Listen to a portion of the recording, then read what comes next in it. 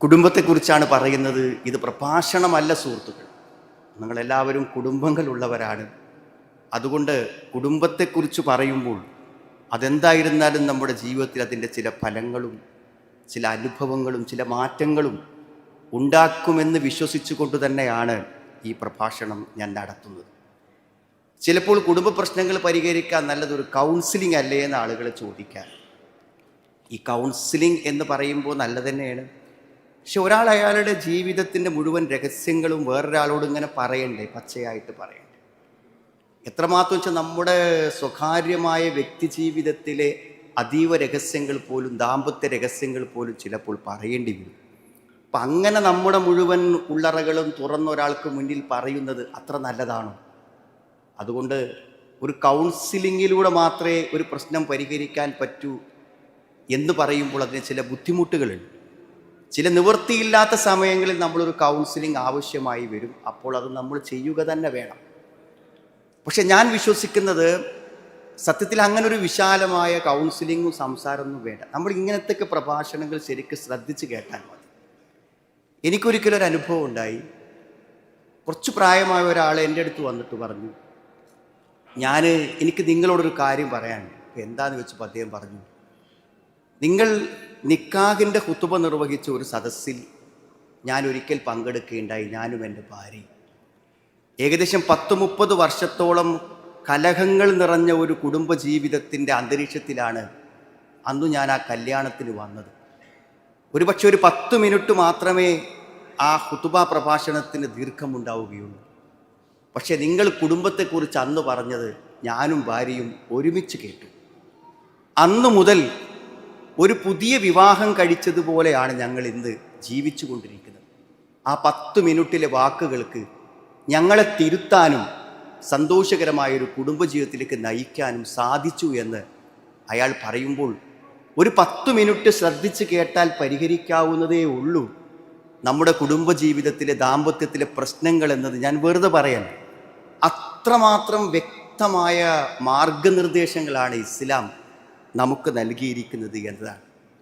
ആദ്യം എനിക്ക് പറയാനുള്ളത്, കുടുംബജീവിതത്തിലെ പ്രശ്നങ്ങൾ നിങ്ങൾ പരിഹരിക്കണം. ഒരു കാരണവശാലും അതിനെ നമ്മൾ ഒരിക്കലും നീട്ടിക്കൊണ്ടുപോകാൻ പറ്റില്ല. കാരണം പരിഹരിക്കാത്ത പ്രശ്നങ്ങളൊക്കെ സ്വയം പരിഹൃതമാകും, സ്വയം അങ്ങ് പരിഹരിക്കപ്പെടും. അതൊരു പക്ഷേ ഒരു ആത്മഹത്യയാവാം, അല്ലെങ്കിൽ ഒരു മാനസികമായ വ്യതിചലനമാകാം, അല്ലെങ്കിൽ ഒരു വിവാഹമോചനമാകാം, അല്ലെങ്കിൽ നമ്മുടെ കുട്ടികളുടെ അനാഥത്വമാകാം. അങ്ങനെ സ്വാഭാവികമായ ഒരു പരിഹാരത്തിലേക്ക് വിടാതെ നാം അത് ബോധപൂർവം ഇടപെട്ട് പരിഹരിക്കാൻ ശ്രമിക്കണം. കാരണം മാനസികമായി ഇന്ന് ആളുകൾ അനുഭവിക്കുന്ന മിക്കവാറും വേദനകൾ കുടുംബ പ്രശ്നങ്ങളാണ്. അതിൽ യാതൊരു സംശയവുമില്ല. സ്വകാര്യമായ യാത്രകളിൽ ആർക്കെങ്കിലുമൊക്കെ ഒരുമിച്ച് സ്വകാര്യമായി നമ്മളെയൊക്കെ കിട്ടുമ്പോൾ ആൾക്കാർ സങ്കടം പറയും. എന്താ സങ്കടം പറയാറിയോ? കടത്തിൽ കുടുങ്ങിപ്പോയതോ, വ്യവസായങ്ങൾ തകർന്നു പോയതോ, രോഗങ്ങൾ വന്ന് തളർന്നു പോയതോ ഒന്നുമല്ല, കുടുംബത്തിലെ പ്രശ്നങ്ങളാണ്. മകളെ വിവാഹം പ്രതീക്ഷയോടെ നടത്തി, പക്ഷെ വിചാരിച്ച പോലെ ആയില്ല. മകൻ്റെ ഭാര്യ വീട്ടിലുണ്ട്, പക്ഷേ കുടുംബത്തിൽ അതൊരു സന്തോഷകരമായി തീർന്നില്ല. ഞാനും ഭാര്യയും തമ്മിൽ ദീർഘകാലമായി ജീവിക്കുന്നു, പക്ഷെ ഞങ്ങൾ ഇപ്പോഴും പ്രശ്നത്തിലാണ്. കുടുംബ പ്രശ്നങ്ങളാണ് എല്ലാവരുടെയും വേദനകളിലെ അടിസ്ഥാന പ്രശ്നം. അപ്പോൾ എന്തുമാത്രം നമ്മുടെ ജീവിതത്തെ അസ്വസ്ഥമാക്കാനും പ്രയാസപ്പെടുത്താനും കുടുംബജീവിതത്തിലെ പ്രതിസന്ധികൾക്ക് സാധിക്കുന്നുണ്ട് എന്ന് നമുക്കെല്ലാവർക്കും അനുഭവമുണ്ട്. ഒരുപക്ഷെ നിങ്ങൾക്കെല്ലാം സ്വകാര്യമായി പറയാൻ ഇത്തരത്തിലുള്ള മാനസിക വിഷമങ്ങൾ കുടുംബ സംബന്ധമായി ഉണ്ടാകുമെന്നാണ് ഞാൻ വിശ്വസിക്കുന്നത്. അതുകൊണ്ട് നമുക്കത് പരിഹരിച്ച് മുന്നോട്ട് പോകണം. മറ്റൊന്ന്, ഈ തിരക്ക് പിടിച്ച ജീവിതത്തിൽ നമ്മുടെ ജോലിയുടെ സമ്മർദ്ദങ്ങൾ, ആരോഗ്യപരമായ പ്രതിസന്ധികൾ, ഇതിനൊക്കെ അല്പം എന്തെങ്കിലും ഒരു ഉല്ലാസം, ഒരു എൻ്റർടൈൻമെൻറ്റ് നമുക്ക് വേണ്ടേ? എന്താണ് നമുക്കുള്ളത്? നമ്മൾ ആരെങ്കിലും ലഹരി ഉപയോഗിക്കാറുണ്ടോ? നമ്മൾ ആരെങ്കിലും മ്യൂസിക് കേൾക്കാറുണ്ടോ? നമ്മൾ ആരെങ്കിലും സിനിമ കാണാറുണ്ടോ?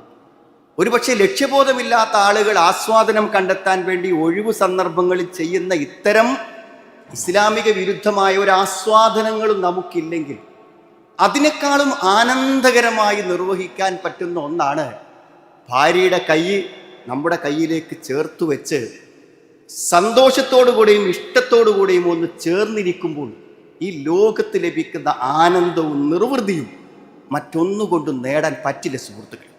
അത് 3 മണിക്കൂറിൻ്റെ ഒരു സിനിമക്ക് തരാൻ പറ്റില്ല, ഒരു 10 മിനിറ്റിൻ്റെ മ്യൂസിക്കിന് തരാൻ പറ്റില്ല. പക്ഷേ വിവാഹം കഴിഞ്ഞത് മുതൽ അവളുടെ മടിയിൽ തലവെച്ച് മരിക്കുന്നത് വരെയുള്ള അവസാന നിമിഷം വരെ ആസ്വാദകരമായ ആ ദാമ്പത്യത്തെ അനുഭവിക്കുവാൻ ഭാഗ്യം ലഭിച്ച എത്ര പേരുണ്ട്? അതാണ് അടിസ്ഥാനപരം. അത് സാധ്യമാണ്. അവൾ നമ്മളോടൊപ്പം ഒരു പുതപ്പിനുള്ളിലുണ്ട്, അവൾ നമ്മളോടൊപ്പം കാറിൻ്റെ എതിർ സീറ്റിൽ ഇരിക്കുന്നുണ്ട്, അവൾ നമ്മളോടൊപ്പം കൈപിടിച്ച് റോഡിലൂടെ നടക്കുന്നുണ്ട്. പക്ഷേ അവളെ അനുഭവിക്കാൻ നമുക്ക് പറ്റുന്നില്ല, നമ്മെ അനുഭവിക്കാൻ അവൾക്ക് പറ്റുന്നില്ല. എത്രമാത്രമെന്ന് ചോദിച്ചാൽ നിക്കാബ് പോലും ഇട്ട് നമ്മുടെ കൈ പിടിച്ച് നിൽക്കുന്ന ഭാര്യയെ അപ്പുറത്ത് നിന്ന് അവിഹിതമായി നോക്കുന്ന ഒരുത്തൻ അനുഭവിക്കുന്ന ആസ്വാദനം പോലും കൂടെ പൂർണ്ണമായും നമുക്ക് ഹലാലാക്കി തന്നിട്ടും അനുഭവിക്കാൻ കഴിയാത്ത ഹതഭാഗ്യരുണ്ട്. കുടുംബജീവിതം പരാജയപ്പെട്ടു പോയവരുണ്ട് നമ്മുടെ കൂട്ടത്തിൽ. അതുകൊണ്ട് തിരിച്ചു പിടിക്കണം. നമ്മുടെ ഭാര്യയോടൊപ്പം, നമ്മുടെ ഭർത്താവിനോടൊപ്പം ആനന്ദകരമായി ജീവിക്കുവാനുള്ള ഒരവസരം നമ്മൾ ഉണ്ടാക്കണം. അതിലെല്ലാം ഉപരി സുഹൃത്തുക്കളെ, ഇതൊരു ബാധ്യതയാണ്. കുടുംബം എന്നതൊരു ബാധ്യതയാണ്. എത്ര വർഷം നമ്മൾ ഒന്നിച്ച് ജീവിച്ചോ ആ കാലഘട്ടത്തിലെ വാക്കുകളും പ്രവൃത്തികളും എല്ലാം നമ്മളോട് ചോദ്യം ചെയ്യപ്പെടും. മാത്രമല്ല, നമുക്ക് പിറന്ന മക്കളെ നമ്മൾ എന്തു ചെയ്തു എന്ന് നമ്മളോടൊരു കുടുംബനാഥൻ എന്ന നിലക്കും വീടിൻ്റെ യജമാനത്തി എന്ന നിലക്ക് നമ്മുടെ ഭാര്യയോടും ചില ചോദ്യങ്ങളുണ്ട്. അത് കൂട്ടായി നിർവഹിച്ചു പോകണമെങ്കിൽ നമ്മൾ തമ്മിൽ ഐക്യം വേണം. നമ്മൾ തമ്മിൽ ഐക്യമില്ലാതെ നമ്മുടെ മക്കളെ ഒരു ലക്ഷ്യത്തിലെത്തിക്കുക എന്നത് നമുക്ക് സാധ്യമല്ലാത്ത ഒന്നാണ്. അതുകൊണ്ട് നമ്മൾ തമ്മിലുള്ള പ്രശ്നങ്ങൾ പരിഹരിച്ച് മനപ്പൊരുത്തത്തോടുകൂടെ മുന്നോട്ട് പോകാൻ കഴിയുമ്പോൾ മാത്രമേ നമുക്ക് നമ്മുടെ ഉത്തരവാദിത്തങ്ങളും നിർവഹിച്ച് പോകാൻ സാധ്യമാവുകയുള്ളൂ. ഈ പറഞ്ഞ കാരണങ്ങളെ കൊണ്ടൊക്കെ നമ്മുടെ കുടുംബത്തിലെ പ്രശ്നങ്ങളെ പരിഹരിച്ച് സന്തോഷത്തോടുകൂടെ നമ്മൾ മുന്നോട്ട് പോകണം. ഇതിലെല്ലാം ഉപരി നമ്മുടെ കുടുംബ ദാമ്പത്യ ബന്ധങ്ങളിൽ പ്രശ്നങ്ങൾ ഉണ്ടായാൽ ഒന്ന് നമ്മുടെ പരലോകത്തെ നഷ്ടമാണ് ഏറ്റവും വലിയ നഷ്ടം. എന്ന് പറഞ്ഞാൽ ആണായാലും പെണ്ണായാലും സുഹൃത്തുക്കളെ, പ്രകൃതിപരമായ ഒരു ആവശ്യമാണ് സെക്സ്, ലൈംഗികത. അതിലൊരു സംശയമല്ല. അതില്ലാതെ ഒരു മനുഷ്യനെ സംബന്ധിച്ചിടത്തോളം ജീവിതത്തിൽ മുന്നോട്ട് പോകാൻ പറ്റില്ല. എന്തൊക്കെ തന്നെ നമുക്ക് സൗകര്യങ്ങളുണ്ടെങ്കിലും സംതൃപ്തകരമായി തൻ്റെ പ്രകൃതിപരമായ ആവശ്യം നിർവഹിക്കാൻ പറ്റാത്ത ഒരുത്തൻ അസ്വസ്ഥനായിരിക്കും. ഒരുപക്ഷെ ഞാൻ പറഞ്ഞു കേട്ടിട്ടുണ്ട്, എത്രമാത്രം വിശ്വസനീയമാണെന്ന് എനിക്കറിയില്ല. ഇത് ലിബറലായിട്ടുള്ള ആളുകൾ ജീവിക്കുന്ന യൂറോപ്യൻ സമൂഹങ്ങളിലെല്ലാം വേശ്യാലയങ്ങൾ സ്ഥാപിച്ച് കമ്പനിയിൽ ജോലിക്ക് വരുന്നവർക്ക് അവിടെ സെക്സ് നിർവഹിക്കുവാൻ വേണ്ടി വേശ്യാലയങ്ങൾ സ്ഥാപിച്ച് വേശ്യകളെ നിശ്ചയിച്ചത് അവർ ജോലിയിൽ ടെൻഷൻ ഇല്ലാതെ ജോലി ചെയ്യണമെങ്കിൽ അവരുടെ ശാരീരിക ആവശ്യം നിർവഹിച്ചിരിക്കണം എന്നതാണെന്ന് പറയുമ്പോൾ ജീവിതത്തിൽ ഒരു മനുഷ്യന് പ്രകൃതിപരമായി എത്ര ആവശ്യകരമാണ് ശാരീരിക ബന്ധങ്ങളെന്ന് നമുക്ക് മനസ്സിലാക്കാൻ പറ്റും. ഇതെങ്ങനെ നടക്കുള്ളൂ? ഇത് യഥാർത്ഥത്തിൽ ഒരാൾക്ക് തൻ്റെ ഭാര്യയിലൂടെ തന്നെ സാധിക്കണം, അല്ലാതെ പറ്റില്ല. പോൺ സൈറ്റുകൾ കാണുന്നവരില്ലേ സുഹൃത്തുക്കളെ? പണ്ട് പുരുഷന്മാരിൽ മാത്രമായി, ഇന്ന് സ്ത്രീകളിൽ നാട്ടിൽ എത്രയോ കംപ്ലൈൻറ്റുകൾ വന്നുകൊണ്ടിരിക്കുന്നു. നമ്മുടെ വളരെ സ്കൂളിലും കോളേജിലും പഠിക്കുന്ന പെൺകുട്ടികൾ വരെ പോൺ അഡിക്റ്റാണ്, അശ്ലീല സൈറ്റുകൾക്ക് അഡിക്റ്റാണ്. നാം ആലോചിക്കണം, ഈ കാഴ്ചകളും ഈ കാര്യങ്ങളൊക്കെ എന്തുകൊണ്ടുണ്ടാവുന്നു എന്ന് ആലോചിക്കണം. സ്വന്തം ഭാര്യയിൽ കാണാത്ത എന്താണ് പോൺ സൈറ്റിൽ കാണാൻ പറ്റുന്നത്? സ്വന്തം ഭാര്യയിൽ കാണാത്ത എന്താണ് മറ്റൊരാളിൽ കാണാൻ പറ്റുന്നത്? അതുകൊണ്ട് ആ പോൺ സൈറ്റിൽ കാണുന്നതിനേക്കാളും ആനന്ദത്തോടുകൂടെ സ്വന്തം ഭാര്യയെ അനുഭവിക്കാൻ പലപ്പോഴും ജീവിതത്തിൽ പലർക്കും സാധിക്കാതെ വരുന്നു. അത് നിർവഹിക്കപ്പെട്ടില്ലെങ്കിൽ എന്താണ്? അത് ഭാര്യയിലൂടെ നിർവഹിക്കപ്പെടണം. കണ്ണുകളെ സൂക്ഷിക്കണം, മുഖ്യസ്ഥാനങ്ങളെ സൂക്ഷിക്കണം എന്ന് പറഞ്ഞപ്പോൾ പടച്ചോൻ പറഞ്ഞ പരിഹാരം എന്താണ്? വല്ലദീനഹും ലിഫുറൂജിഹിം ഹാഫിളൂൻ ഇല്ലാ അലാ അസ്വാജിഹിം ഔ മാ മലകത് അയ്മാനുഹും ഫഇന്നഹും ഗൈറു മലൂമീൻ ഫമൻ ഇബ്തഗാ വറാഅ ദാലിക ഫഉലൈക ഹുമുൽ ആദൂൻ. മുഖ്യസ്ഥാനങ്ങളെ അവർ സൂക്ഷിക്കും. അത് സൂക്ഷിക്കാൻ കഴിയണമെങ്കിൽ എന്ത് വേണമെന്നറിയും? നമ്മുടെ ആവശ്യങ്ങൾ എന്ത് ചെയ്യണം? ഭാര്യയിലൂടെ, ഇണയിലൂടെ നിർവഹിക്കപ്പെട്ടു പോകണം. അപ്പൊ അത് കഴിയുന്ന വേണം. അവിഹിതമായി മനുഷ്യൻ എന്തൊക്കെ അനുഭവിക്കുന്നുവോ അതൊക്കെ സ്വന്തം ഭാര്യയിലൂടെ, സ്വന്തം ഭർത്താവിലൂടെ സാധിച്ചെടുക്കാൻ പറ്റുന്നതാണ്. വിവാഹം എന്തിനാണ്? അഗല്ലുലിൽ ബസർ അഹ്സനുലിൽ ഫർജ്.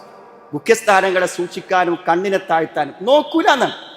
നമ്മുടെ ദാമ്പത്യം വിജയകരമാണെങ്കിൽ നമ്മുടെ കണ്ണ് മറ്റൊരു പെണ്ണിലേക്ക് പോവില്ല, മറ്റൊരു പുരുഷനിലേക്ക് പോവില്ല, അത് ഉറപ്പാണ്. പക്ഷെ അതങ്ങനെ സാധിച്ചെടുക്കാനും തൻ്റെ ആഗ്രഹം തീർന്ന് ദാഹം തീർന്ന് അത് സ്വന്തം ഇണകളിൽ നിന്ന് അനുവദനീയമായി അനുഭവിക്കാനും പലർക്കും പരാജയപ്പെട്ട ദാമ്പത്യങ്ങളിൽ സാധിക്കാതെ പോകുന്നു എന്നുള്ളതാണ് ഏറ്റവും പ്രധാനം. സുഹൃത്തുക്കളെ, ഇത് മരിച്ചു പോകും മുമ്പ് നമുക്ക് സാധ്യമാകേണ്ട കാര്യം. മരിക്കണതിന് മുമ്പ് നമ്മളോ നമ്മുടെ ഭാര്യയോ നമ്മളിന്ന് വേറിട്ട് പോണതിന് മുന്നേ നമുക്ക് ഈ തിരിച്ചറിവുണ്ടാവണം. പിന്നെ ആലോചിച്ചിട്ട് കാര്യമില്ലല്ലോ. ഞാൻ പറഞ്ഞ ഒരു കക്ഷി ഗൾഫിൽ നിന്ന് തന്നെയുള്ള ഒരു കക്ഷിയാണ്. എൻ്റെ വാട്സപ്പ് അയാൾ എനിക്ക് അയക്കുന്ന വാട്സപ്പിലെ മെസ്സേജ് കൊണ്ട് നിറഞ്ഞു കിടക്കാൻ. ഒരു പക്ഷേ എൻ്റെ വാട്സപ്പിൽ ഏറ്റവും അധികം മെസ്സേജ് അയക്കുന്ന ആൾ അയാളായിരുന്നു. അയാൾ എന്തിനാണ് എനിക്ക് മെസ്സേജ് അയക്കണേ നിങ്ങൾ? അയാൾ നാട്ടിൽ വന്ന് വിവാഹം കഴിച്ച് കുറച്ച് കാലം ഭാര്യൻ്റെ ഒപ്പം ജീവിച്ചു. പിന്നെ ചെറിയൊരു പ്രശ്നം ഉണ്ടായി.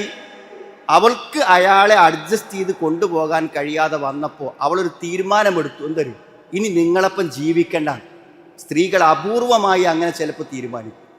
ആ തീരുമാനമെടുത്ത് ഒപ്പം ജീവിക്കണ്ടെന്ന് തീരുമാനിച്ച് ആ മെസ്സേജ് കിട്ടിയപ്പോഴാണ് അയാൾക്ക് അവളെ വില മനസ്സിലായത്. അവളെ നഷ്ടപ്പെട്ട വേദന കൊണ്ടാണ് അയാൾ എനിക്ക് മെസ്സേജ് അയക്കുന്നത്. ഇനി എനിക്ക് മെസ്സേജ് ചെയ്യാനുള്ളത് എന്താണ്? അവൾ നിങ്ങളെ പ്രഭാഷണങ്ങളൊക്കെ കേൾക്കും, അതുകൊണ്ട് നിങ്ങൾ പ്രസംഗത്തിൽ ഇന്നത് പറയണം എന്ന് ഓരോ ആഴ്ചയും എനിക്ക് അയാൾ ഹിംസ അയച്ചു പറയാനുള്ള ഹിംസ. ഒരു പക്ഷെ ഒരു ഭ്രാന്തനെ പോലെ പെരുമാറുന്നുവോ എന്ന് പലപ്പോഴും അയാളുടെ മെസ്സേജ് കാണുമ്പോൾ എനിക്ക് തോന്നാറുണ്ട്. എന്താ സുഹൃത്തുക്കളെ, കൂടെ ജീവിച്ചൊരു ജീവിതത്തിന് വേണ്ടി കെഞ്ചിയപ്പോൾ മനസ്സിലാകാത്തത് അവൾ തീരുമാനമെടുത്തപ്പോൾ അയാൾക്ക് മനസ്സിലായി. നമ്മളോ നമ്മുടെ ഭാര്യയോ ഇണയോ വേർപെട്ട് ഒരു രാത്രി അവൾ കബറിലും ഒരു രാത്രി നാം വീട്ടിലും ഉറങ്ങുമ്പോൾ അവളുടെ വില നമുക്ക് മനസ്സിലാകും, നമ്മുടെ വില അവൾക്ക് മനസ്സിലാകും. പക്ഷെ അന്ന് മനസ്സിലായിട്ട് എന്ത് പ്രയോജനമുള്ളത്? ഇതിൽ കാര്യമുള്ളൂ.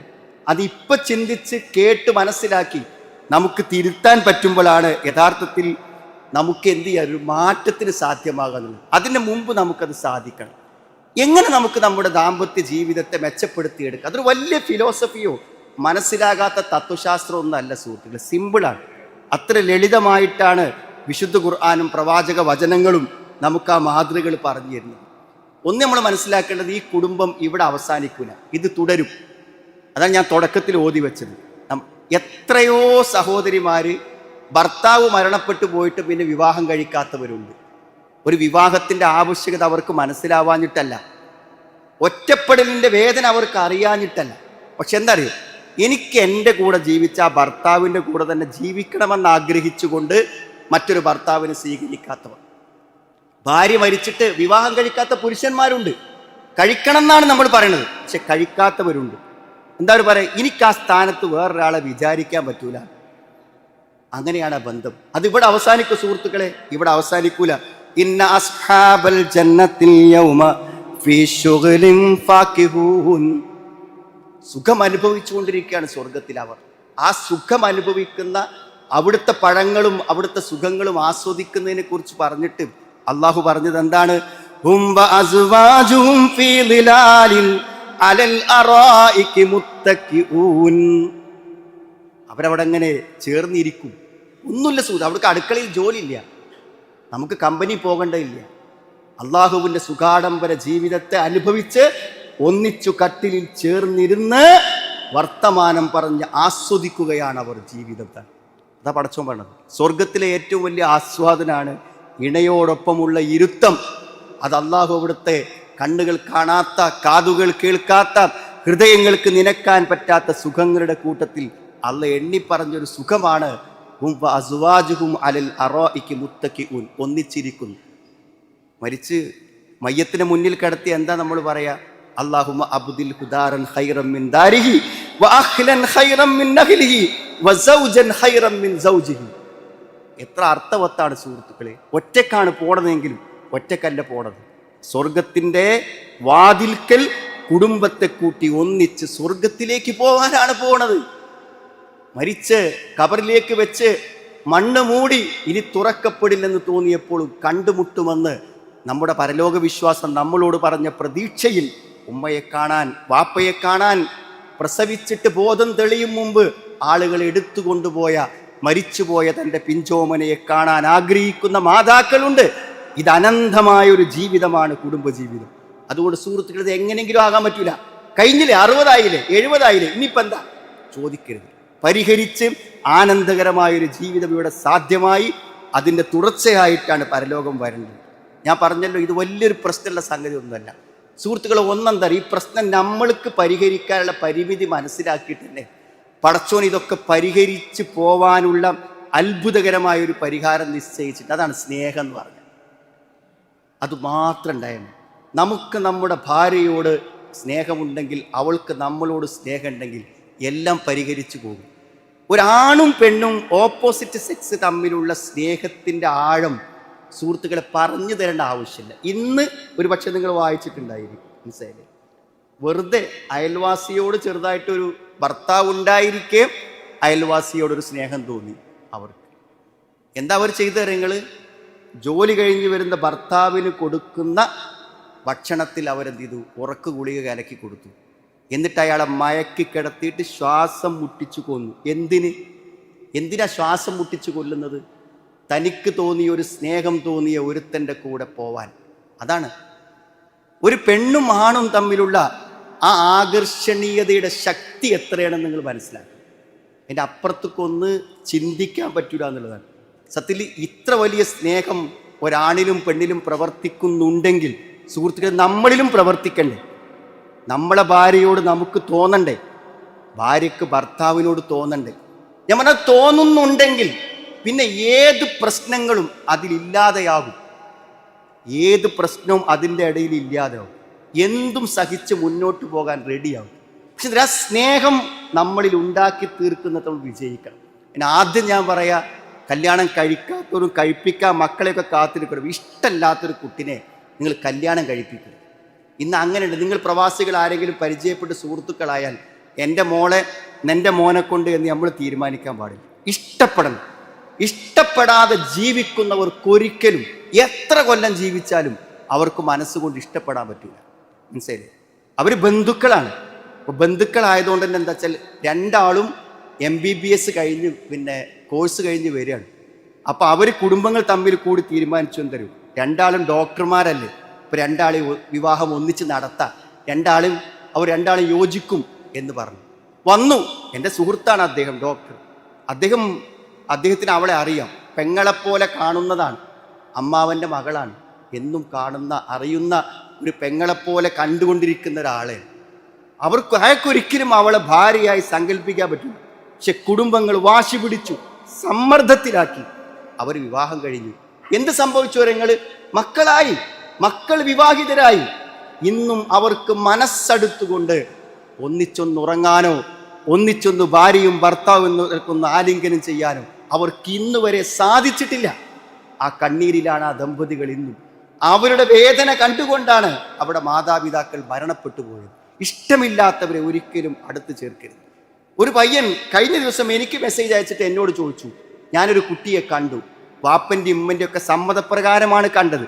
പക്ഷെ അവർ പറയുന്നു ഞങ്ങൾക്കിപ്പോൾ അവളെ ഇഷ്ടമായില്ല, അവളെ നീ കല്യാണം കഴിക്കരുത്. പക്ഷെ അവനിഷ്ടായ ഒരു പെൺകുട്ടിയെ വിവാഹം കഴിക്കാൻ അനുവദിക്കണ്ടേ സുഹൃത്തുക്കളെ? അനുവദിക്കണ്ടേ? അവനിഷ്ടമുള്ളൊരു പെൺകുട്ടിയെ വിവാഹം കഴിക്കാൻ പറ്റാത്തവളാണെങ്കിൽ അത് കാണാൻ പോകുന്നതിന് മുമ്പ് തീരുമാനിക്കണ്ടേ? കാണാൻ അവസാനത്തെ സമയത്തെ കാണിച്ചു കൊടുക്കാൻ പാടുള്ളൂ. കണ്ടിഷ്ടപ്പെട്ടാൽ പിന്നെ ഞങ്ങൾക്ക് ഇഷ്ടപ്പെടാത്തത്, അവൻ ഇഷ്ടപ്പെടുന്ന അവർക്ക് ഇഷ്ടപ്പെടില്ലെങ്കിൽ അവൻ്റെ ഇഷ്ടമല്ലേ പരിഗണിക്കേണ്ടത്? ഇഷ്ടപ്പെട്ടവർ തമ്മിൽ വിവാഹം കഴിച്ചാൽ ആ ഇഷ്ടം എല്ലാ തരത്തിലുള്ള വിയോജിപ്പുകളെയും പരിഹരിച്ച് മുന്നോട്ട് പോകാൻ ശ്രമിക്കും. ഞാൻ ഇന്ന് വിശ്വസിക്കുന്ന താരങ്ങളും ഒരു നിലക്കും ഒരു ഭർത്താവിന് കിട്ടേണ്ട ഒരു അവകാശവും കിട്ടാഞ്ഞിട്ടും ധാരാളം സഹോദരിമാര് ഭർത്താവിനോടൊപ്പം ജീവിക്കുന്നുണ്ട്. അതെന്തറിയും? ഇത്രയൊക്കെ ആക്രമിച്ചിട്ടും ബുദ്ധിമുട്ടിച്ചിട്ടും അല്പം ഒരു ആശ്വാസത്തിന് വേണ്ടി വീട്ടിൽ പോയാലും അവൾ എന്താ പറയാറ്? ഞാൻ അവിടെ അല്ലെങ്കിൽ അയാൾക്ക് ആരാ ഭക്ഷണം കൊടുക്കുക എന്നാണ്. അവസാന നിമിഷം അയാൾ ക്രൂരമായി അവളെ ത്വലാക്ക് ചെയ്യാൻ തീരുമാനിച്ചപ്പോഴും ആ സമയത്ത് ചോദിക്കുന്ന ഞാനില്ലാതെ അയാൾ എങ്ങനെ ജീവിക്കുമെന്നാണ്. ഈ ഒരു സ്നേഹമുണ്ടല്ലോ സുഹൃത്തുക്കളെ, ഒന്നും നൽകാതിരുന്നിട്ടും മനസ്സിൽ നിന്ന് വറ്റാതെ അവശേഷിക്കുന്ന ആ സ്നേഹമുണ്ടല്ലോ, ആ സ്നേഹത്തും വേണ്ട ഒരു കുടുംബബന്ധം നിലനിന്ന് പോകുന്നത്. അത് നമുക്ക് തിരിച്ചറിയാൻ പറ്റണം. സ്നേഹം വെറുതെ ഉണ്ടാവില്ല. കടമകൾ നിർവഹിച്ചുകൊണ്ട് സ്നേഹം ഉണ്ടാവില്ല. നിങ്ങളെ മക്കൾക്ക് എന്തൊക്കെ കൊടുത്തു, എന്നാൽ നിങ്ങൾ ഒരു കാലത്ത് മക്കളോട് പറയാം ഞാൻ അന്നെ എങ്ങനെയൊക്കെ നോക്കി, എവിടെയൊക്കെ പഠിപ്പിച്ചു, അതൊക്കെ വാപ്പൻ്റെ കടമയല്ലേ ചോദിക്കും. അതൊക്കെ വാപ്പന്റെ കടമയല്ലേ? നമ്മൾ പരസ്പരം നിർവഹിക്കേണ്ട കടമയായിട്ടേ കാണും. സ്നേഹം അതല്ല സുഹൃത്ത്. സ്നേഹം എന്നത് കടമ നിർവഹിക്കൽ നിർബന്ധമാണ്. സ്നേഹം എന്നുള്ളത് നമ്മൾ അതിനു വേണ്ടി തന്നെ പരിശ്രമിക്കണം. ആ സ്നേഹത്തിൻ്റെ വില മനസ്സിലാക്കിയിട്ട്. ഇപ്പോൾ ഇവിടേക്കുള്ള പല പ്രവാസികളുണ്ട്. നമുക്ക് നമ്മളെ കുടുംബം മാത്രം നോക്കിയാൽ മതിയെങ്കിൽ, പഴയ കാലത്ത് ഇങ്ങനെ നമ്മുടെ കുടുംബം മാത്രം നോക്കിയാൽ മതിയെങ്കിൽ നമ്മളൊക്കെ സാമ്പത്തികമായി എത്രയോ ഭദ്രമായിരിക്കും.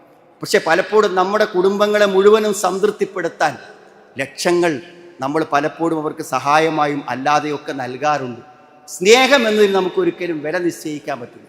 പക്ഷെ ആ സ്നേഹം ഉണ്ടാവണം എന്നുണ്ടെങ്കിൽ നമ്മൾ അതിനനുസരിച്ചുള്ള പെരുമാറ്റങ്ങൾ നമ്മൾ പരസ്പരം ഉണ്ടാവണം എന്നാണ്. അതെന്താണെന്ന് ചോദിച്ചാൽ അതിൻ്റെ ഒരു ഉദാഹരണം വേണമെങ്കിൽ നിങ്ങൾക്ക് മനസ്സിലാകാൻ ഞാൻ പറഞ്ഞുതരാം. എൻ്റെ ഒരു സുഹൃത്ത് അടുത്ത സമയത്ത് മരണപ്പെട്ടു. ക്യാൻസർ വന്ന് മരണപ്പെട്ടു. ഒരുപക്ഷെ എന്നെക്കാളും ഒരു വയസ്സ് കുറവ് അത്ര അയാൾക്ക് ഉണ്ടാവും. അപ്പം അയാളും അയാളുടെ ഭാര്യയും അത്രയും ഹൃദയബന്ധത്തിൽ ജീവിക്കുന്ന ആളാണ്. അങ്ങനെ ഭർത്താവ് മരിച്ചു.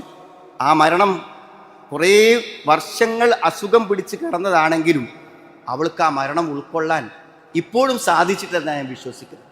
ഇപ്പം എല്ലാ സമയത്തും അയാളെക്കുറിച്ചുള്ള ഓർമ്മകൾ ഇങ്ങനെ പറഞ്ഞുകൊണ്ടു. ആ ഓർമ്മകളിലുണ്ട് ഒരു ഭാര്യയ്ക്ക് എങ്ങനെ സ്നേഹം നൽകണമെന്ന്.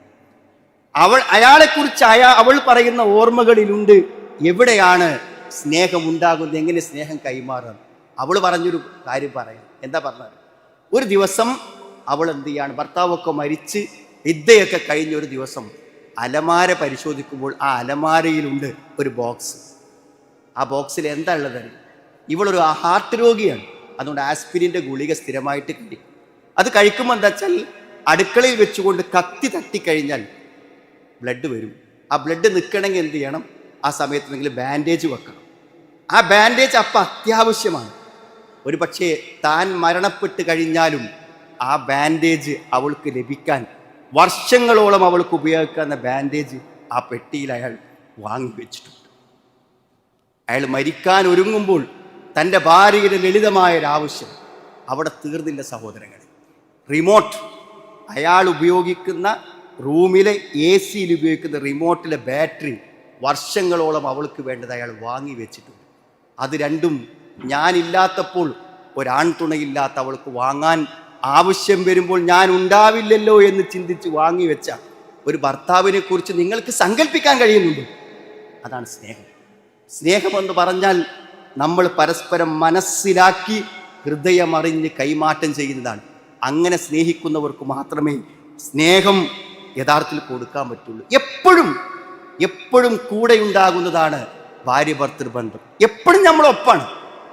നിങ്ങൾ കമ്പനിയിലാണെങ്കിലും നാട്ടിലാണെങ്കിലും വിദേശത്താണെങ്കിലും അവരോടൊപ്പമാണുള്ളത്. ഒരു മിനിറ്റ് പോലും മനസ്സിൽ നിന്ന് വേറിട്ട് പോവാത്ത ഒരു നിഴലായിട്ടാണ് ദാമ്പത്യം തുടരുന്നത്. നിങ്ങൾ ആലോചിച്ച് നോക്കൂ നിങ്ങൾ സുഹൃത്തുക്കളെ. മഹാനായ റസൂൽ കരീം സല്ലല്ലാഹു അലൈഹി വസല്ലമയെക്കാളും തിരക്കും മഹത്വവുമുള്ള മറ്റാരെങ്കിലും ഉണ്ടോ? നിങ്ങൾ എന്ത് കമ്പനിയിലെ ബോസാണെങ്കിലും മാനേജറാണെങ്കിലും മുദീറാണെങ്കിലും നമ്മളെക്കാളൊക്കെ തിരക്കും ഈ ലോകത്തിന് മുഴുവനും വെളിച്ചത്തിന് വേണ്ടി വന്ന പ്രബോധകനായ പ്രവാചകൻ സ്വല്ലല്ലാഹു അലൈഹി വസല്ലം ജീവിതത്തിനൊപ്പം നിന്ന് സ്നേഹം കൊടുക്കട്ടെ. ഇർത്തികാഫിരിക്കുമ്പോൾ ഭാര്യമാരേറ്റ് ബന്ധങ്ങൾ പാടില്ല എന്നാണ് അല്ലേ? ഫലാ തുബാശിറുഹുന്ന വഅൻതും ആകിഫൂന ഫിൽ മസാജിദ്. നബി സല്ലല്ലാഹു അലൈഹി വസല്ലം പള്ളിയിൽ തല എന്ത് ചെയ്യും? അങ്ങോട്ട് തൊട്ടടുത്ത വീട്ടിലെ ആയിഷ റളിയല്ലാഹു അൻഹയുടെ ഇതക്കഫ പ്രവാചകൻ ഇർത്തികാഫിരിക്കുമ്പോൾ യുദ്നി ഇലയ റഅസഹു ഫഉറജ്ജിലുഹു. നബി തലൻ്റെ മടിക്ക് വെച്ച് തരും. എന്നിട്ട് ഞാനത് വാർന്നു കൊടുക്കുന്നു. തീർന്നില്ല സുഹൃത്തുക്കളെ. ഒരു വെള്ളം കുടിക്കുമ്പോൾ കുന്തു അശ്റബു മിനൽ ഖദഹി വഅന ഹായിദ്. ഞാൻ ആർത്തവകാരിയായിരിക്കെ ഞാനൊരു പാത്രത്തിൽ കുടിക്കും. ആ കുടിച്ച പാത്രത്തിൽ ഞാൻ തൊണ്ട വെച്ച അതേ സ്ഥലത്ത് വെച്ചുകൊണ്ട് നബി സല്ലല്ലാഹു അലൈഹി വസല്ലം കുടിക്കും. അത് സ്നേഹം. എപ്പോഴും കൂടെ നിന്ന് സ്നേഹം കൈമാറിക്കൊണ്ടേയിരിക്കുന്ന ഒരു ജീവിതം. എപ്പോഴും ഒന്നിച്ചിറങ്ങല്ലേ പുറത്തേക്ക്. മനസ്സിലായി? ഇപ്പോൾ അവളുടെ ഷൂ നമ്മുടെ കാലുകൊണ്ട് നീക്കി കൊടുത്തു, നമ്മളെ ഷൂ അവൾ കാലുകൊണ്ട് നീക്കി കൊടുത്തു. നിസ്സാരമായ ഒരു ചലനത്തിൽ പോലും സ്നേഹത്തിൻ്റെ കൊടുക്കലും വാങ്ങലുമുണ്ട്. നിസ്സാരമായ ഒരു നോട്ടത്തിൽ പോലും കൊടുക്കലും വാങ്ങലുമുണ്ട്. നിങ്ങൾ മുടിവാർന്ന് കഴിഞ്ഞതിന് ശേഷം നിങ്ങളുടെ തലയിൽ നിന്ന് നിങ്ങളുടെ കുപ്പായത്തിലേക്ക് വീണ അവശിഷ്ടങ്ങളെ തുടച്ചു തരുന്ന ആ കൈകളില്ലേ, അതൊരു സ്നേഹത്തിൻ്റെ സ്പർശനമാണ്. ജീവിതത്തിൽ എപ്പോഴും അങ്ങനെയാണ് നമ്മുടെ കൂടെ നിന്ന് സുഹൃത്തുക്കളെ, ഇങ്ങനെ നമുക്ക് ദാമ്പത്യത്തിൽ മുന്നോട്ട് പോകാൻ പറ്റണം. ഇപ്പോൾ ചില ആൾക്കാർ ചോദിക്കും, അവൾ അവിടെയല്ലേ, നാട്ടിലല്ലേ? ആവട്ടെ സുഹൃത്തുക്കളെ, നാട്ടിലാണെങ്കിലും നിങ്ങളുടെ ഓരോ ചലനങ്ങളും അവളുമായി അറിയിച്ചു കൊണ്ടിരിക്കണം. നിങ്ങളുടെ വാട്സപ്പിൽ, നിങ്ങളുടെ ഫോണിൽ ഏറ്റവും വലിയ മിസ് കോളുകൾ, ഏറ്റവും അധികം നിങ്ങൾ ചെയ്ത കാൾ ലോഗിലെ നമ്പറുകൾ അവളുടെ നമ്പറാണുള്ളത്. ഏറ്റവും അധികം വിളിക്കുന്നതും ബന്ധപ്പെടുന്നതും എന്തെങ്കിലും ഒരു കാര്യം ഉണ്ടെങ്കിൽ വെറുതെ ആ വാട്സപ്പ് ഇങ്ങനെ നെക്കിപ്പിടിച്ച് ക്യാമറയിൽ പകർത്തി, നിങ്ങളുടെ മുന്നിലുള്ള ഫുഡ്, ഞാൻ ഭക്ഷണം കഴിക്കാൻ ഇരിക്കുകയാണ് എന്ന് പറഞ്ഞ് ഇങ്ങനെ അമർത്തി പിടിച്ച് വിട്ടാൽ അത് അവിടെ എത്തും. അങ്ങനത്തെ കാലത്തല്ലേ ജീവിക്കുന്നത്? ഈ കമ്മ്യൂണിക്കേഷനിൽ ഒരു സെക്കൻഡ് പോലും അവളെ മാറ്റി നിർത്താതെ കൂടെ നിർത്താൻ പറ്റുമ്പോൾ, പക്ഷെ നമുക്ക് അവളെ ആലോചിക്കാൻ സമയമുണ്ടോ? അവൾക്ക് നമ്മളെക്കുറിച്ച് ചിന്തിക്കാൻ സമയമുണ്ടോ എന്ന് നമ്മൾ ആലോചിക്കണം. എല്ലാ സമയത്തും സ്നേഹം കൈമാറിക്കൊണ്ട് കൂടെ ഉണ്ടാവുക എന്നതാണ് കാര്യം. മറ്റൊന്ന് സംസാരമാണ്. സംസാരം വളരെ പ്രധാനമാണ്. വർത്താനം പറഞ്ഞുകൊണ്ടേയിരിക്കണം. സംസാരത്തിലൂടെ മാത്രമേ കൈമാറ്റം നടക്കുള്ളൂ. ഞാൻ എപ്പോഴും ഓർക്കുന്നൊരു കാര്യമാണ്, നമ്മൾ ഈ വിവാഹം കഴിഞ്ഞാൽ ആദ്യത്തെ രാത്രി നമ്മൾ എന്ത് ചെയ്യും? സംസാരിക്കും. പലരും ഉറങ്ങൂല, സംസാരിക്കുകയാണ് ചെയ്യുക. ചിലപ്പോൾ മറ്റു ബന്ധങ്ങളൊന്നും ആദ്യത്തെ ദിനത്തിൽ നടന്നുകൊള്ളണമെന്നില്ല, സംസാരിക്കുമല്ലോ. സംസാരിക്കുമ്പോൾ എത്ര സംസാരിക്കുന്ന നിങ്ങൾ? നമ്മുടെ ഭാര്യയ്ക്കൊരു 19 വയസ്സും നമുക്കൊരു 25 വയസ്സുമാണെങ്കിൽ 25 കൊല്ലത്തെ കഥകൾ നമ്മൾ തമ്മിൽ പറഞ്ഞിട്ടുണ്ടായിരിക്കും. അപ്പോൾ ഒരു ദിവസമേ കല്യാണം കഴിഞ്ഞിട്ടുള്ളൂ, പക്ഷെ നമ്മൾ തമ്മിലുള്ള ബന്ധത്തിന് 25 വർഷത്തെ പരിചയമുണ്ട്.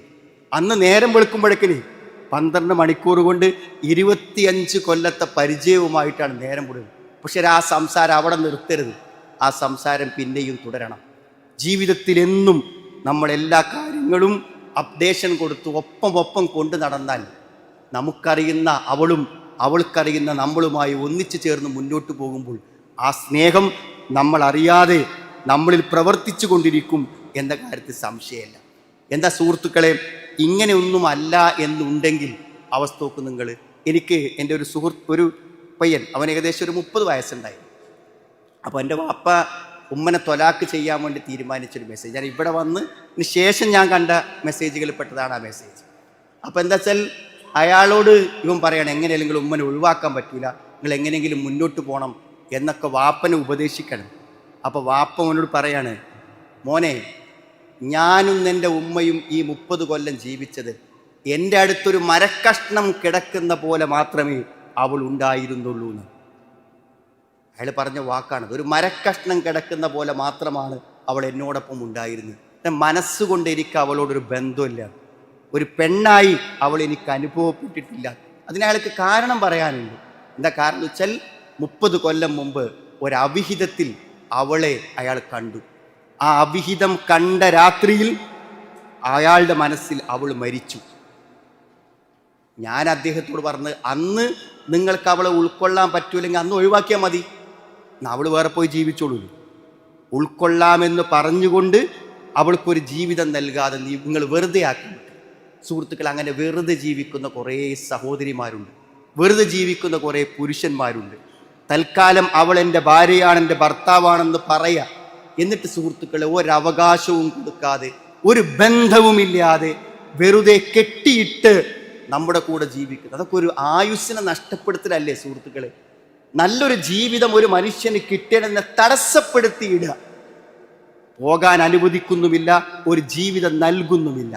അങ്ങനെ എത്രയോ ആളുകൾ ദാമ്പത്യത്തിൻ്റെ യാതൊരു അനുഭവങ്ങളുമില്ലാതെ പാഴായിപ്പോയ ജന്മങ്ങളും ജീവിതങ്ങളുമുണ്ട്.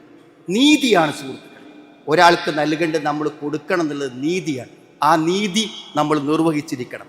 നിങ്ങളുടെ ഭാര്യയ്ക്ക് മറ്റൊരു പുരുഷനെ നോക്കാൻ പാടില്ലല്ലോ, നിങ്ങളുടെ ഭാര്യയ്ക്ക് മറ്റൊരു പുരുഷനെ തൊടാൻ പാടില്ലല്ലോ, നിങ്ങളുടെ ഭാര്യയ്ക്ക് ഒന്ന് ഔട്ടിങ് പോകാൻ വേറൊരു പുരുഷനെ കൂട്ടാൻ പറ്റില്ലല്ലോ. അതെല്ലാം നിങ്ങൾക്ക് വേണ്ടി അവൾക്ക് നിഷിദ്ധമാക്കുമ്പോൾ നിങ്ങളത് നിർവഹിച്ചില്ലെങ്കിൽ എത്ര ക്രൂരതയാണത്. നിങ്ങളുടെ ഭാര്യയോടും നമ്മളതാണ് പറയുന്നത്. അവളെ സംബന്ധിച്ചിടത്തോളം നിങ്ങളല്ലാതെ മറ്റൊരാളില്ലാത്ത പോലെ നിങ്ങൾക്ക് അവളല്ലാതെ മറ്റൊരാളില്ല. അതുകൊണ്ട് നിങ്ങൾക്ക് കിട്ടേണ്ട അവകാശങ്ങളെല്ലാം അവൾ തരുക എന്നുള്ളത് അവളുടെ ബാധ്യതയാണ്. അത് നിർവഹിക്കുക എന്നുള്ളത് അവളുടെ ഇസ്ലാമിക കടമയാണെന്നാണ്. അതുകൊണ്ട് ആ ബന്ധങ്ങളെ സ്നേഹത്തോടുകൂടെയും ബാധ്യത നിർവഹിച്ചും മുന്നോട്ട് പോകണം. അതിലൊക്കെ ഉപരി ഞാനും നിങ്ങളൊക്കെ വളരെ, പ്രത്യേകിച്ച് പ്രവാസികൾ, നിങ്ങൾ ഏറ്റവും സൂക്ഷിക്കേണ്ട കാര്യം സുഹൃത്തുക്കളെ, വിശ്വാസ്യത നഷ്ടപ്പെടുത്തരുത്. അത് തിരിച്ചെടുക്കാൻ പറ്റാത്ത ഒന്ന്. വിശ്വാസ്യത ഒരിക്കലും നഷ്ടപ്പെടുത്തരുത്. അത് തിരിച്ചെടുക്കാൻ പറ്റാത്ത ഒന്നാണ്. പലപ്പോഴും പ്രവാസ ജീവിതത്തിലൊക്കെ സംഭവിക്കുന്ന കാര്യമാണ് എന്താ അറിയൂ, ഭാര്യമാരെ മാറ്റി നിർത്തി, വിവാഹം കഴിയാത്തവരുണ്ടാകും, ഭാര്യമാരെ മാറ്റി നിർത്തി ജീവിക്കുമ്പോൾ സ്വാഭാവികമായും ഇത്രയും സ്പീഡ് ഇൻ്റർനെറ്റൊക്കെ നമുക്കിവിടെ കിട്ടുമ്പോൾ നമ്മൾ മോശമായ ചിത്രങ്ങൾ കാണുന്നതിലേക്ക് നമ്മൾ എത്തിക്കഴിഞ്ഞാലുള്ള പ്രശ്നം നിങ്ങൾ മനസ്സിലാക്കണം. നിങ്ങളെങ്ങാനും വല്ല അശ്ലീലങ്ങളും കാണുന്നുണ്ട് എന്ന് നിങ്ങളുടെ ഭാര്യ കണ്ട നിങ്ങൾ അറപ്പായിരിക്കും. യാതൊരു അറപ്പ് എന്ന് പറഞ്ഞാൽ നിങ്ങൾക്ക് മനസ്സിലാവുന്ന വിചാരം അത്ര ഒരിക്കലും ഉൾക്കൊള്ളാൻ പറ്റും, വേറെ എന്തും ഉൾക്കൊള്ളാൻ പറ്റും. അതുകൊണ്ട് വളരെ സൂക്ഷിക്കാം. നിങ്ങൾ എന്തെങ്കിലും നിലക്കുള്ള അവിഹിതങ്ങളോ അശ്ലീലങ്ങളോ, അത് മറ്റൊരു സ്ത്രീയുമായുള്ള ബന്ധമാകാം, സൈറ്റുകളാകാം, അത് തിരിച്ചും അങ്ങനെ തന്നെയാണ്. നിങ്ങളുടെ ഭാര്യയെ അങ്ങനത്തെ ഒരു അവസ്ഥയിൽ കണ്ടാൽ നമുക്ക് ഉൾക്കൊള്ളാൻ പറ്റില്ല. അതുകൊണ്ട് ഏറ്റവും അധികം സൂക്ഷ്മത പാലിക്കേണ്ടത് ആ കാര്യത്തിലാണ്. ഇതെന്നോട് സംഭവിച്ചാൽ, ഈ നാട്ടിൽ നിന്നൊക്കെ പലപ്പോഴും ഫാമിലി ഇങ്ങോട്ട് കൊണ്ടുവരുന്ന ആളുകളുണ്ട്. അവർ കൊണ്ടുവരലൊക്കെ ചിലപ്പോൾ ഇവിടെയൊക്കെ കുറേ ജീവിച്ച് 8-10 കൊല്ലം കഴിഞ്ഞിട്ടായിരിക്കും. അങ്ങനെ വൈഫ് വരുമ്പോഴും നമ്മൾ മുമ്പ് ഒറ്റക്കായപ്പോൾ ജീവിച്ച പോലെയൊക്കെ നമ്മൾ ജീവിക്കുന്നുണ്ടായിരിക്കുക. അങ്ങനത്തെ ആളുകളുടെ പല സ്വകാര്യതകളും ഭാര്യമാരിവിടെ വന്നാൽ കണ്ടുപിടിക്കും. ഒരു കാര്യം ഞാൻ നിങ്ങൾക്ക് ഉറപ്പിച്ച് പറയാം, നിങ്ങൾക്കൊരു അവിഹിത മനസ്സുണ്ടെങ്കിൽ അത് നിങ്ങളുടെ ഭാര്യ അറിയാതിരിക്കില്ല, ഉറപ്പായിട്ടും അറിയും. ഇനി അങ്ങനെ ആരെങ്കിലും അവിഹിതങ്ങളുള്ള ആളുകളുടെ ഭാര്യമാരത് കണ്ടുപിടിച്ചിട്ടില്ല എന്ന് എൻ്റെ ശബ്ദം കേൾക്കുന്ന ആരെങ്കിലും വിശ്വസിക്കുന്നുണ്ടെങ്കിൽ ഞാൻ പറയുന്നു, അവൾ നിങ്ങളോടത് പറഞ്ഞിട്ടില്ല. അവൾക്കറിയാം, അവളത് പറഞ്ഞിട്ടില്ല. പറയാതിരിക്കാൻ ചില കാര്യം, അത് പറഞ്ഞാൽ നമ്മൾ തമ്മിലുള്ള ബന്ധം നഷ്ടപ്പെട്ടു പോകും. അതുകൊണ്ട് പറയാതിരിക്കുന്നു തീർച്ചയായും മനസ്സിലാവും. കാരണം ഒരു വികാരം തോന്നുന്ന ഒരു മുഖഭാവത്തെ പോലും തിരിച്ചറിയാൻ ഭാര്യയ്ക്ക് പറ്റുള്ളൂ. നിങ്ങൾക്ക് വൈകാരികമായൊരു മനസ്സുള്ള സമയത്ത് നിങ്ങളുടെ മുഖത്ത് നിന്ന് വായിച്ചെടുക്കാൻ നിങ്ങളുടെ ഭാര്യയ്ക്ക് പറ്റും. അതുകൊണ്ട് ഒരിക്കലും അവൾ അറിയാതെ നിങ്ങൾക്കത് ചെയ്യുക സാധ്യമല്ല ജീവിതത്തിൽ. മാത്രമല്ല, അവിഹിതമായ എന്തെങ്കിലും ബന്ധങ്ങളുള്ളവർ അതിനനുസരിച്ചുള്ളൊരു അകലം ഭാര്യയോടുണ്ടായിരിക്കും. അതിൽ നിന്ന് തന്നെ ആ സംശയം അവൾക്ക് മനസ്സിൽ വരും. അതുകൊണ്ട് എന്തെങ്കിലും ഉണ്ടെങ്കിൽ സുഹൃത്തുക്കൾ ഒഴിവാക്കുക. പടച്ചവനത്തേക്ക് പോകണ്ടേ, നമുക്ക് അള്ളാഹുവിൻ്റെ അടുക്കിലേക്ക് പോകണ്ടേ?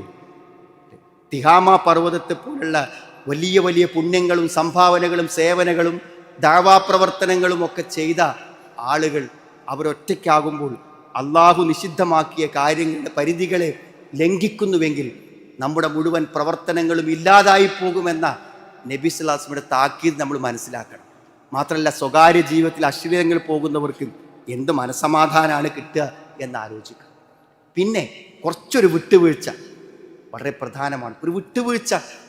നമുക്ക് അള്ളാഹു പുറത്തു തന്നില്ലെങ്കിൽ നമ്മളെ അവസ്ഥ എന്തേക്കാരം അല്ലെ? അള്ളാഹു നമുക്ക് പുറത്തു തന്നില്ലെങ്കിൽ നമ്മളൊരു തെറ്റ് ചെയ്തു, ആ തെറ്റിൻ്റെ ഗൗരവം പരിഗണിച്ച് അള്ളാഹു നമുക്ക് മാപ്പ് തന്നില്ലെങ്കിൽ നമുക്ക് ആർക്കെങ്കിലും പരലോകത്തോ വല്ല പ്രതീക്ഷയുണ്ട് സുഹൃത്തുക്കളെ? അതേപോലെ നിങ്ങളുടെ ഭാര്യയ്ക്ക് വരുന്ന തെറ്റുകളെ നിങ്ങൾ മാപ്പാക്കി കൊടുക്കണം.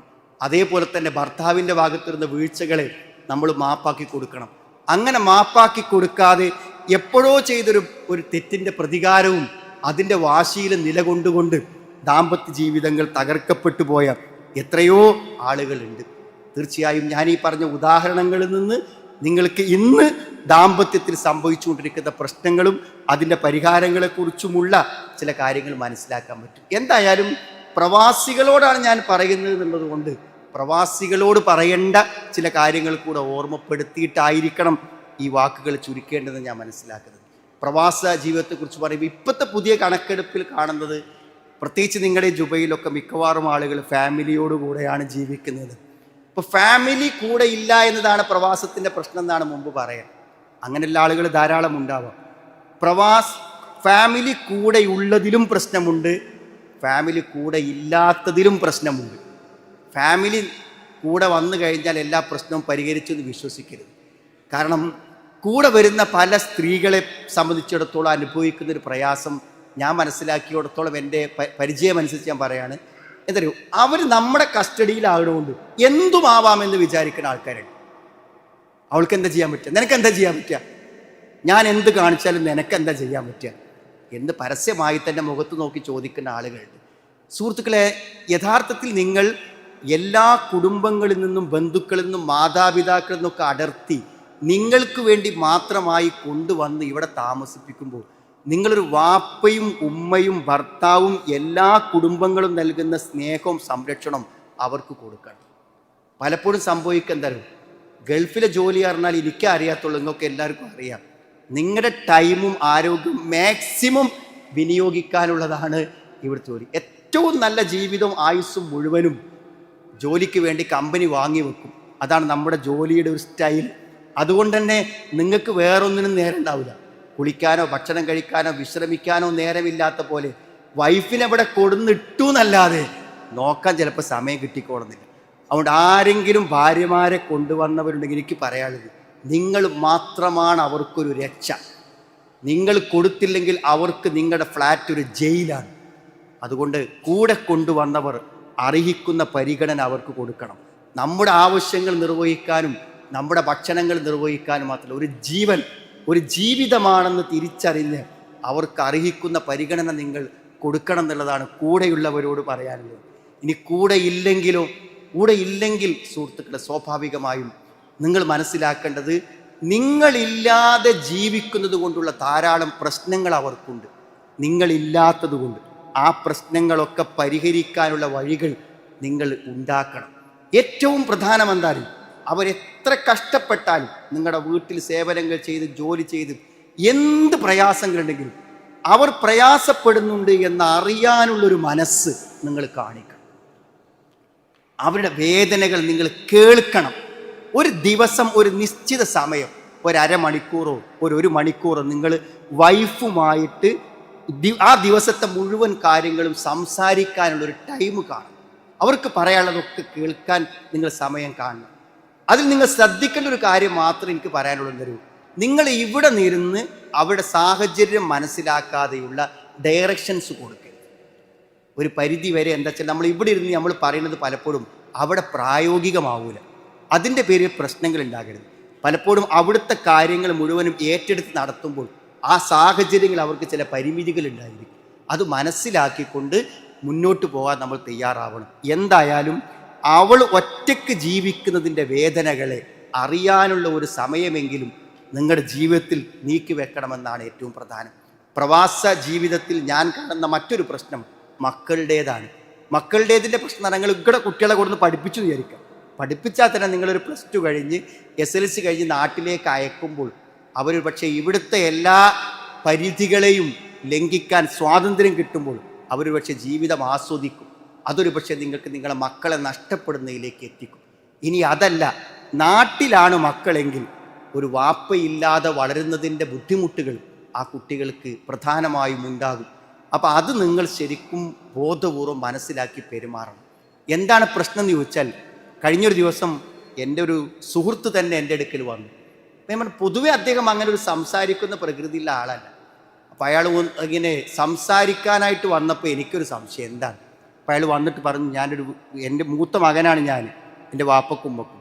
എൻ്റെ താഴെ 3 ആളുകൾ ഇപ്പോൾ എത്തിസ്റ്റുകളായി മാറിയതാണ്. 3 അനുജൻ, 2 പെങ്ങന്മാരും 1 അനുജനും എത്തിസ്റ്റായി, നിരീശ്വരവാദിയായി മാറിയെന്നാണ് പറഞ്ഞത്. ഒരു ദീനീ കുടുംബത്തിൻ്റെ ഉള്ളത്. നിങ്ങൾ ശരിക്കും മനസ്സിലാക്കേണ്ട കാര്യം എന്താ വെച്ചാൽ, അടിസ്ഥാനപരമായ ദീന് നമ്മുടെ കുട്ടികൾക്ക് കിട്ടിയിട്ടില്ലെങ്കിൽ അവരിനി നിലനിൽക്കൂല, ഒരിക്കലും നിലനിൽക്കൂല. ഞാൻ നിങ്ങളോട് ചോദിക്കണ്, നിങ്ങൾക്ക് മരിച്ചിട്ടൊരു ജീവിതമുണ്ട്, സ്വർഗമുണ്ട്, നരകമുണ്ട് എന്നുള്ള ഉറപ്പ് എന്താ? നിങ്ങൾക്ക് എന്താണ് അതിൻ്റെ ഉറപ്പ്? ആ ഉറപ്പ് എന്താണോ നിങ്ങൾക്കുള്ളത്, ആ വിശ്വാസവും ആ ആശയവും നിങ്ങളുടെ മക്കൾക്ക് കിട്ടണം. അപ്പോഴല്ലേ അവർക്ക് പരലോകമുണ്ടെന്ന് ഉറപ്പാവുള്ളൂ. അടിസ്ഥാനപരമായി കിട്ടേണ്ട വിവരം ആ സമയത്ത് നമ്മൾ കൊടുക്കണം, ബോധ്യപ്പെടുത്തി കൊടുക്കാം. കുട്ടികളുടെ ഏറ്റവും വലിയ സൈക്കോളജി പറഞ്ഞാൽ, ബോധ്യപ്പെടാത്ത ഒന്നും അവരെ ചെയ്യാൻ നിർബന്ധിക്കരുത്. നിസ്കരിക്കണമെന്ന് ബോധമില്ലാത്തൊരു കുട്ടിയെ നിസ്കരിപ്പിക്കാൻ ശ്രമിച്ചാൽ നമസ്കാരമായിരിക്കും ജീവിതത്തിൽ അവൻ്റെ ഏറ്റവും പ്രയാസകരമായ കാര്യം. അതുകൊണ്ട് പറഞ്ഞ് ബോധ്യപ്പെടുത്താൻ. ഒരു പക്ഷേ ഞാൻ ചിലപ്പോഴൊക്കെ പറയാറുണ്ട്, നമ്മളിപ്പോൾ ഒരു പ്രസംഗം നടത്തുമ്പോൾ നിങ്ങൾക്ക് എത്ര ശ്രദ്ധയിലായിരിക്കണത്? സദസ്സ് ഏറ്റവും അധികം നമ്മൾ പറയുന്നത് ശ്രദ്ധിക്കണം എന്ന് ആഗ്രഹിക്കുന്ന ആൾക്കാരാണ്. നമ്മൾ കോളേജിലൊക്കെ ക്ലാസ് എടുക്കും. അപ്പോൾ കേട്ടിരിക്കുക എന്നുള്ളത്, ആളുകൾ ശ്രദ്ധിക്കുന്നുണ്ടെന്നുള്ളതൊരു വല്ലാത്ത ആവേശം നൽകുന്ന ഒന്നാണ്. പക്ഷെ ഞാൻ മനസ്സിലാക്കിയിടത്തോളം പറഞ്ഞത് മുഴുവനും മനസ്സിലാവുകയും അതൊരു ടൈപ്പ് റെക്കോർഡ് പോലെ പിടിച്ചെടുക്കുകയും ചെയ്തിട്ടാണ് കുട്ടികൾ. നമ്മളത് അറിയില്ല. 3 വയസ്സും 4 വയസ്സും 5 വയസ്സുമായ കുട്ടികൾക്കൊക്കെ പറഞ്ഞ അതുപോലെ അവിടെ മനസ്സിൽ പതി. ഞാൻ കഴിഞ്ഞ ദിവസം എൻ്റെ പേരക്കുട്ടിയുടെ യാത്ര ചെയ്യുമ്പോൾ ഞാൻ വെറുതെ വേറൊരാളാണ് ഡ്രൈവ് ചെയ്യണത്, ഞാൻ വെറുതെ ഫേസ്ബുക്കിൽ നിന്ന് ഒരു നല്ലൊരു മെസ്സേജ് കണ്ടപ്പോൾ ഞാനതൊന്ന് നിർത്തി ഒന്ന് റിപ്പീറ്റ് ചെയ്ത് കേട്ടു. അപ്പോൾ ആ റിപ്പീറ്റ് ചെയ്ത് കേട്ടതിന് ശേഷം ഞാൻ വീട്ടിൽ വന്നു. എന്തെങ്കിലും നല്ല പോയിൻറ്റ്സ് ആകുമ്പോൾ നമ്മൾ വൈഫായിട്ട് ഷെയർ ചെയ്യും. അപ്പോൾ ഞാനത് പറഞ്ഞു കൊടുക്കാൻ വേണ്ടി ശ്രമിച്ചപ്പോൾ ആ 5 വയസ്സുള്ള കുട്ടി അത് 3 ആ പറഞ്ഞ 3 പോയിൻറ്റ്സും അവൾ ഉടനെ പറഞ്ഞു. ഇപ്പം ഞാനേക്ക് നമ്മൾ അവർ കേൾക്കാൻ വേണ്ടി പറഞ്ഞല്ല, നമ്മൾ സ്വാഭാവികമായി സ്ക്രോൾ ചെയ്ത് പോകുന്ന ഒരു കാര്യം ആ കുട്ടി അത്രയും ഓർമ്മിച്ച് വെച്ചിട്ടുണ്ടെങ്കിൽ സുഹൃത്തുക്കളെ, നമ്മുടെ പരിസരത്തുള്ളതെല്ലാം കുട്ടികൾ കേൾക്കുന്നു. നിങ്ങൾ പറയുന്നതും പെരുമാറുന്നതും എല്ലാം കുട്ടികൾ കേൾക്കുന്നു. ആ കുട്ടികളിൽ നല്ലൊരു ബോധമുണ്ടാക്കണമെന്ന ശരിയായ കാഴ്ചപ്പാടോടുകൂടെ നിങ്ങൾ എന്ത് ചെയ്യണം? പ്രവർത്തിക്കണം. എല്ലാറ്റിലും നിങ്ങൾ അങ്ങനെ പ്രവർത്തിക്കണം. ഇപ്പോൾ നിങ്ങളും വൈഫും തമ്മിൽ എന്നും ഫൈറ്റ് ആണെങ്കിൽ അത് ആ കുട്ടികളെ വേദനിപ്പിക്കും. ഒരു കൊച്ചു മോളോട് നീ അഥവാ കഅബ കാണാനും ഹറമിൽ പോകാനും അവസരം കിട്ടിയാൽ നീ അവിടെ വെച്ച് എന്ത് പ്രാർത്ഥിക്കുന്നതാണ്? അപ്പോൾ പറഞ്ഞ് ഉപ്പ ഉമ്മനെ ചീത്ത പറയരുതേ എന്ന്, അതിനു വേണ്ടിയായിരിക്കും ഞാൻ അള്ളാഹുവോട് പ്രാർത്ഥിക്കാതാണ്. ഒരു കുട്ടിൻ്റെ മനസ്സാലോചിച്ച് നോക്കും നിങ്ങൾ. ഈ പരസ്പരം തല്ലുന്ന ഭാര്യ ഭർത്താക്കന്മാരാരെങ്കിലും ഇത് ചിന്തിക്കുന്നുണ്ടോ? ആ കുഞ്ഞു മനസ്സുകൾക്ക് ഒരു നല്ല മാതൃക, പെരുമാറ്റത്തിൻ്റെ മാതൃക, അതേപോലെ തന്നെ സ്നേഹത്തിൻ്റെ മാതൃക, ഒരു കുടുംബ ജീവിതത്തിൻ്റെ മാതൃക, ശരിയായ ഒരു ഇസ്ലാമികമായ ജീവിതത്തിൻ്റെ മാതൃക കാണിച്ചു കൊടുക്കാൻ ബോധപൂർവം നമ്മൾ ജീവിക്കേണ്ടത്. ഇത് നമ്മളും നമ്മുടെ കുട്ടികൾക്ക് കിട്ടേണ്ട കാര്യങ്ങളാണ്. അതുകൊണ്ട് സുഹൃത്തുക്കളെ, ഒരുപക്ഷേ ഞാൻ എല്ലാം പറഞ്ഞിട്ടില്ലെങ്കിലും ചിലതെല്ലാം നമ്മൾ പരിശ്രമിച്ചാൽ നമ്മുടെ കുടുംബങ്ങളിൽ മാറ്റങ്ങൾ ഉണ്ടാക്കാൻ കഴിയുമെന്ന് നിങ്ങൾക്ക് മനസ്സിലായിട്ടുണ്ടാകും. ഒരുപക്ഷെ നിങ്ങളുടെ പലരുടെയും ഭാര്യമാരും കുടുംബങ്ങളും അപ്പുറത്തിരിക്കുന്നുണ്ടായിരിക്കും. എനിക്ക് നിങ്ങളോട് പറയാനുള്ളത്, ജുബൈലിലെ ഫാമിലി കോൺഫറൻസ് കഴിഞ്ഞ് നിങ്ങൾ വാഹനത്തിൽ ഒന്നിച്ചു പോകുമ്പോൾ നിങ്ങൾ ചർച്ച ആരംഭിക്കണം. കൂടുതൽ ആരോഗ്യകരവും ആസ്വാദകരവുമായൊരു ദാമ്പത്യ ജീവിതം നയിക്കാൻ നമുക്കെന്ത് ചെയ്യാൻ പറ്റുമെന്നുള്ള ചർച്ചയ്ക്ക്, ഇന്നത്തെ തിരിച്ചുപോക്കിൽ ഈ കുടുംബ സമ്മേളനത്തിന് അത്തരമൊരു ചർച്ചയ്ക്ക്, ആരോഗ്യകരമായ ചർച്ചയ്ക്ക് തുടക്കം കുറിക്കാൻ നിങ്ങൾക്ക് സാധിക്കുന്നുവെങ്കിൽ തീർച്ചയായും ഈ കുടുംബ സമ്മേളനം നിങ്ങളുടെ ജീവിതത്തിലും നിങ്ങളുടെ കുടുംബ ജീവിതത്തിലും പുതിയൊരു പരിവർത്തനമായിരിക്കും. ആ പരിവർത്തനവും ആ സന്തോഷവും നാളെ ഖബറിലും പരലോകത്തിലും തുടരാൻ പറ്റുന്ന ഒരു സന്തോഷത്തിനുള്ള നിമിത്തമാകും എന്ന കാര്യത്തിൽ സംശയമില്ല. ഞാൻ ദീർഘിപ്പിക്കുന്നില്ല സഹോദരങ്ങളെ. നമ്മുടെ കുടുംബ സംബന്ധമായ ചർച്ചകൾക്ക് ഇന്ന് വിസ്ഡം ഇസ്ലാമിക് ഓർഗനൈസേഷൻ വളരെ പ്രാധാന്യം നൽകുന്നു. കേരളത്തിലെ എല്ലാ ജില്ലകളിലും നമ്മൾ കുടുംബ സമ്മേളനങ്ങൾ നടത്തി അതിൻ്റെ പകർപ്പുകളായിട്ടാണ് ഗൾഫ് നാടുകളിലും GCC കൺട്രീസിലും ഇത് തുടർന്നുകൊണ്ടിരിക്കുന്നത്. നമ്മുടെ റേഡിയോ അതിൻ്റെ ക്യാപ്ഷൻ തന്നെ അതാണ്, കുടുംബകങ്ങളിലാണ് അതിൻ്റെ എല്ലാ പരിവർത്തനങ്ങളും. പീസ് റേഡിയോൻ്റെ പരിവർത്തനങ്ങൾ എല്ലാ ചൊവ്വാഴ്ചയും നമ്മളൊരു ലൈവ് ഫാമിലി കൗൺസിലിംഗ് സെഷൻ നമ്മൾ നടത്തുന്നുണ്ട്. തീർച്ചയായും നമ്മൾ കൊടുക്കുന്ന ചോദ്യങ്ങൾക്ക് അവിടെ ലൈവായിട്ട് തന്നെ ഞങ്ങൾ മറുപടി പറയാറുണ്ട്. കുടുംബ ജീവിതത്തിലെ വെളിച്ചമാണ്, സന്തോഷമാണ് നമ്മുടെ ജീവിതത്തിൻ്റെ ഏറ്റവും വലിയ സന്തോഷം. അതിന് ഇസ്ലാം നൽകിയ മാർഗനിർദ്ദേശങ്ങളെ ശരിയായി പാലിച്ചും അറിഞ്ഞും നല്ലൊരു കുടുംബജീവിതം ഉണ്ടാവാൻ നിങ്ങൾ ആത്മാർത്ഥമായി പ്രാർത്ഥിക്കുക. നമുക്ക് അല്ലാഹു വാചകങ്ങൾ പഠിപ്പിച്ചു തന്ന പ്രാർത്ഥനയാണ് വല്ലദീന യഖൂലൂന റബ്ബന ഹബ് ലനാ മിൻ അസ്വാജിന വദുർരിയാതിന ഖുർറത അയ്ൻ. അതൊരു ജീവിത ലക്ഷ്യമാണ്. ഒരു മുഅ്മിനിൻ്റെ ജീവിത ലക്ഷ്യം സ്വർഗം വേണമെന്ന പോലെ, നരകമോചനം വേണമെന്ന പോലെ ഒരു ലക്ഷ്യമാണ്. ഞങ്ങളുടെ ഇണകളിൽ നിന്ന്, സന്താനങ്ങളിൽ നിന്ന് ഞങ്ങൾക്ക് കൺകുളിർമ നൽകണേ. സന്തോഷം, മക്കളെക്കുറിച്ച് ആലോചിക്കുമ്പോൾ സന്തോഷം, അതേപോലെ തന്നെ ഇണകളെക്കുറിച്ച് ആലോചിക്കുമ്പോൾ സന്തോഷം. ഒരു 50 വയസ്സ്, ഒരു 60 വയസ്സൊക്കെ കഴിഞ്ഞാൽ പിന്നെ നമുക്ക് നമ്മളെ കല്യാണം കഴിഞ്ഞ പെൺകുട്ടികളെയും കല്യാണം കഴിഞ്ഞ ആൺകുട്ടികളെയും കുറിച്ചാണ് ആലോചിക്കുക. അപ്പോൾ ആലോചിക്കുമ്പോഴൊക്കെ തകർന്ന് തരിപ്പണമായി പരസ്പരം പോരടിച്ച് കരഞ്ഞ് കണ്ണീരോടെ ജീവിക്കുന്ന പെൺമക്കളെയും, അതേപോലെ തന്നെ ഭാര്യമാരുമായി പൊരുത്തപ്പെട്ടു പോകാത്ത നമ്മുടെ ആൺമക്കളെയും കണ്ടാൽ എന്ത് സന്തോഷമാണ് സുഹൃത്തുക്കളെ നമുക്ക് ആ പ്രായത്തിലുള്ളത്. ജീവിതത്തിൻ്റെ അവസാന കാലങ്ങളെ ആസ്വദിക്കണമെങ്കിൽ നമ്മുടെ മക്കളുടെ വിവാഹ ദാമ്പത്യങ്ങൾ വിജയിക്കണം. അതുകൊണ്ട് വളരെ ചിന്തിച്ചും ആലോചിച്ചും നല്ല മാർഗനിർദ്ദേശങ്ങൾ നൽകി നല്ലൊരു മാതൃക നമ്മുടെ മക്കൾക്ക് കുടുംബജീവിതത്തിൽ ഇത് കാണിച്ചു കൊടുക്കാൻ ഈ ഫാമിലി കോൺഫറൻസോടുകൂടെ അതിലെ തുടക്കം കുറിക്കാൻ നമുക്ക് സാധിക്കട്ടെ എന്ന് ആത്മാർത്ഥമായി ആഗ്രഹിച്ചുകൊണ്ടും പ്രാർത്ഥിച്ചുകൊണ്ടും ഞാൻ വാക്കുന്നു.